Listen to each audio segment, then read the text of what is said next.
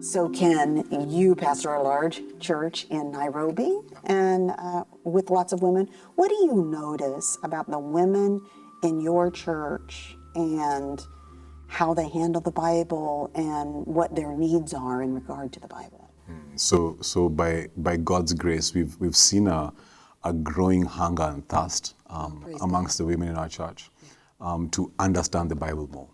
Our hope as elders, as shepherds of the congregation, is that the women in our church would not see the thick, fat books articulating theology as belonging to the men, and seeing books that are merely articulating maybe, just topics that might be very practical, as those belonging to the women. So, we've seen a hunger grow in our congregation, and we're really thankful for that. I often say to women, don't be afraid of big books. You don't have to read them in one sitting or 1 week or even 1 year. But the things of God are worthy of investing ourselves and seeking to understand. I so remember being a younger woman and being in a Bible study, and some women would talk about the Bible and they knew where stuff was in the Bible.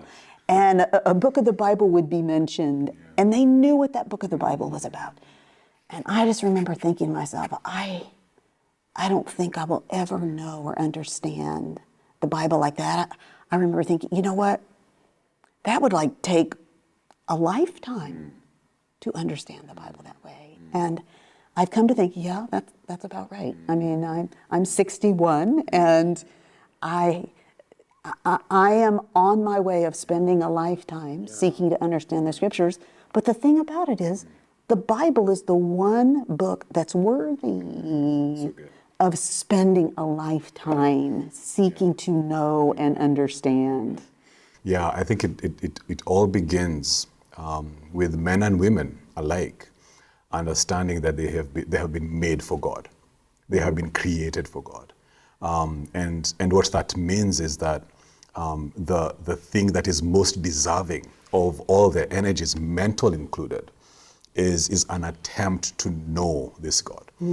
There's not going to be a higher goal or aim for which they can apply their minds.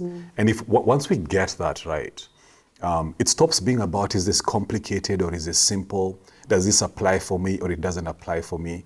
We come out of the center and trying to look for something that is kind of shaped according to my life's needs. And you put God at the center and it becomes, no, I am being called to shape my life, my thinking, according to Him. And that means that both men and women glorify God in their minds by thinking about Him, by studying the works of the Lord, which is what I think the scriptures invite us to do. You know, the Bible, I think the more I study it, the more it reveals itself to me to be a divine book. You know, I think most things in the world, the closer you examine them, the more they fall apart. Like if you look too close, right, it's going to fall apart. And the Bible, I think, is different than that, because my experience has been the closer I look, the more it holds together.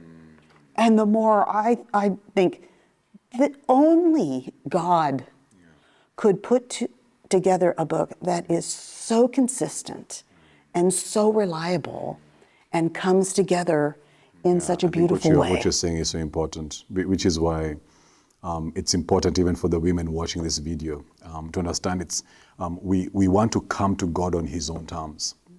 We want to stop using the Bible as a step towards something. I feel like I need some therapy. I feel like I need some inspiration. There you go, little inspiration. Let me go to the scriptures, get that, and then move on with my life. We leave so much on the table, and in many ways we're eating. It might be some truths that we're gleaning from the scriptures, but it's almost like you're feeding off the crumbs that are falling off of it, as opposed to coming and asking the scriptures, what do you have for me, and reading it in its own time. And how can I look into your word and see what God is doing in the world more clearly, and what makes Christ worthy of my trust and my love? I love how you keep going back to Christ. That's the glue that holds the scriptures together.